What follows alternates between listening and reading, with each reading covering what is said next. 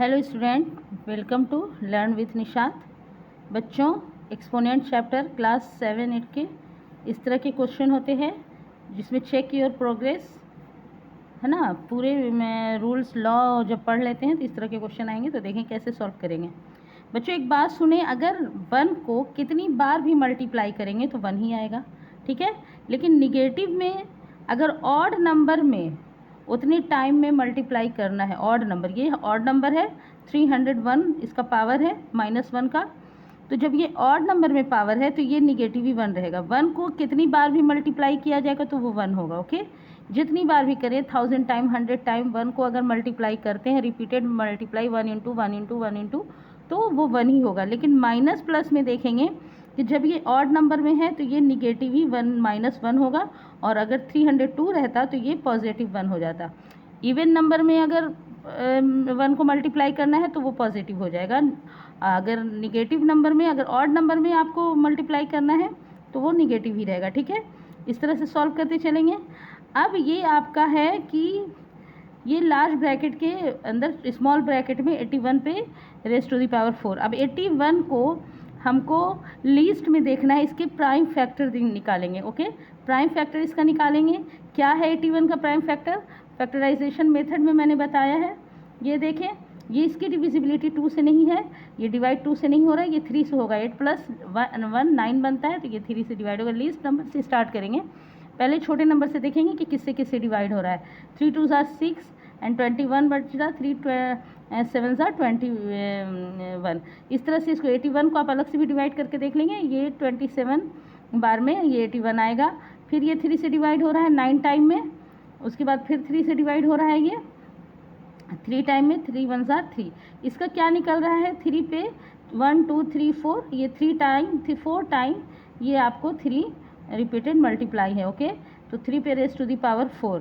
तो इसको क्या करेंगे? 81 आपका हो सकता है 3 पे रेज़ टू द पावर 4 का होल 4, ओके, ये होल पावर। अब ये डिवाइड आपका हो रहा है 9 को भी हम 3 इंटू 3 कर सकते हैं, यानी 3 स्क्वायर कर सकते हैं। 9 को 3 इंटू 3 कर सकते हैं लीस्ट नंबर में, और उसके बाद रेज़ टू द पावर 5। इस तरह से समझते चलें कि कैसे इसको लीस्ट नंबर में लाकर उसके पावर को दे देंगे, ओके।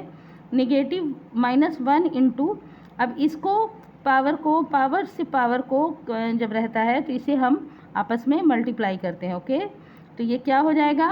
ये 3 4 4 को मल्टीप्लाई करेंगे और डिवाइडेड बाय ये 3 को 2 इंटू 5 से मल्टीप्लाई करेंगे, ओके। इसी तरह बनाते चलें।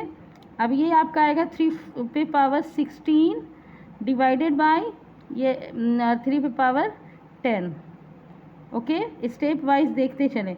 ये इंटू, अब ये डिवाइड हो रहा है, सेम बेस है, तो ये 3 16 माइनस 10, इस तरह से इसके पावर।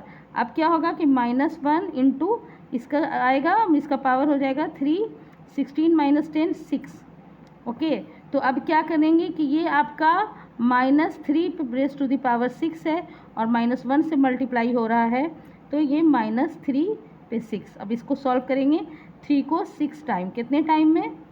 अब 6 टाइम है तो ये आपका पॉजिटिव नंबर बन जाएगा, क्योंकि ये इवन नंबर में है ना। इसको देखते चलें, इसको -3 को 6 टाइम में मल्टीप्लाई करेंगे, 4 टाइम इंटू -3 इंटू -3, 6 टाइम ये हो गया। अब इसे सॉल्व करें, इसे सॉल्व करें।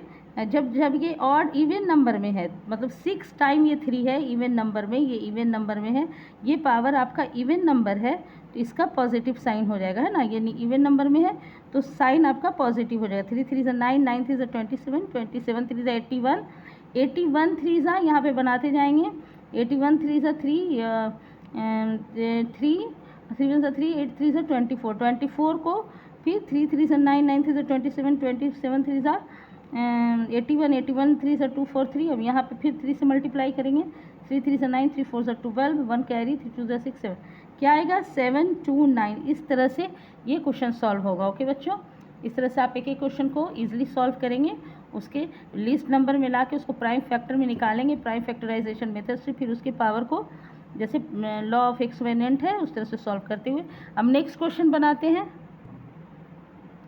नेक्स्ट क्वेश्चन बच्चों इस तरह से है, इसको भी आप लीस्ट नंबर में आप इसके पावर को देखते हुए बनाएं, ओके। ये 8 पे रेज टू द पावर 8 को क्या कर सकते हैं, अब 2 को 3 टाइम मल्टीप्लाई करेंगे, 2 इंटू 2 इंटू 2, ये लीस्ट नंबर में आया, 2 2 सा 4, 4 2 सा 8, इस पर पावर 4 कर देंगे।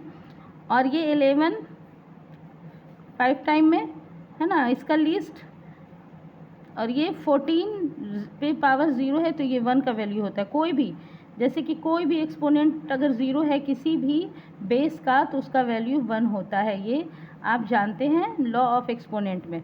ओके, अब इसे भी करेंगे, क्या है ये 3 टाइम कर सकते हैं इसे, 2 इंटू 2 इंटू 2, इसका प्राइम अगर कोई नंबर है, अगर आपको नहीं पता है कि कैसे इसको लिस्ट नंबर में लाएंगे तो आप इसका प्राइम फैक्टराइजेशन मेथड से उसके फैक्टर्स को निकाल लेंगे और उसके बाद उसको पावर देखेंगे। ठीक है, इस पर 3 है और ये आपका 11 raise to the power 3। Okay, इस तरह से ये आपका 2 पे सब पे 4 पावर हो गया ना, तो ये क्या करेंगे, 2 पे पावर 4 इंटू 2 पे पावर 4 इंटू 2 पे पावर 4, इस तरह से भी कर सकते हैं। और 11 पे power 5 into 1 is equal to, यहाँ पे इज इक्वल टू, ये भी 2 पे power two cube into 2 cube. अब ये आपका 11 3। अब इस तरह से सॉल्व करते जाएंगे, ये आपको सारे पावर 2 के जुड़ जाएंगे, है ना, 4 4 ये इंटू होते हैं, अगर सेम बेस है तो सब पावर इसके ऐड हो जाते हैं, 4 + 4 + 4 इंटू। क्लियर कर रहे हैं एक एक स्टेप की आपको समझ में आए, है ना, डायरेक्ट भी बना सकती हैं। अब इसका भी सारा पावर जुड़ जाएगा, 3 3 6 9, मतलब 3 + 3 + 3, इस तरह से इंटू 11 पे रेज़ टू पावर। अब इसे करेंगे, 2 पे क्या पावर आ गया, 4 4 8 12 में आया, इंटू 11 पे 5 उसका पावर है, और ये आपका 2 आपका 9 इंटू 11 3। अब ये क्या होता है कि ये आपका डिवाइड हो रहा है, तो ये सेम बेस को हम ऐसे कर सकते हैं कि 11 1/1 भी कर सकते हैं इसको, है ना, 1/1 भी कर सकते हैं। तो ये आपका क्या है कि डिवाइड जब हो रहा है तो ये 12 - 9 इंटू 11 5 - 3 और ये 1 इंटू, है ना, तो ये क्या कर सकते, कितना गया इसमें, 12 में से 9 गया तो 2 पे पावर 3 इंटू 11 पे पावर 2 इंटू 1। अब ये आपका इसको करेंगे 2 इंटू 2 इंटू 2 इंटू 11 इंटू 11, इसे पूरा सॉल्व करेंगे इंटू 1। इस तरह से आप इसे सॉल्व कर, 2 2 सा 4 4 2 सा 8 इंटू 11 11 1 1 सा 121 इंटू 1। और इस तरह से आप बनाएंगे 8 1 सा 8 8 2 सा 16 का 1 8 1 सा 8 9, और 1 को मल्टीप्लाई करेंगे तो 9 6 8। इस तरह से क्वेश्चन सॉल्व करेंगे बच्चों। इस तरह से चेक योर स्किल्स का आता है तो आप बनाएंगे और एक्सपोनेंट के लॉ को फॉलो करते हुए। Thanks for watching.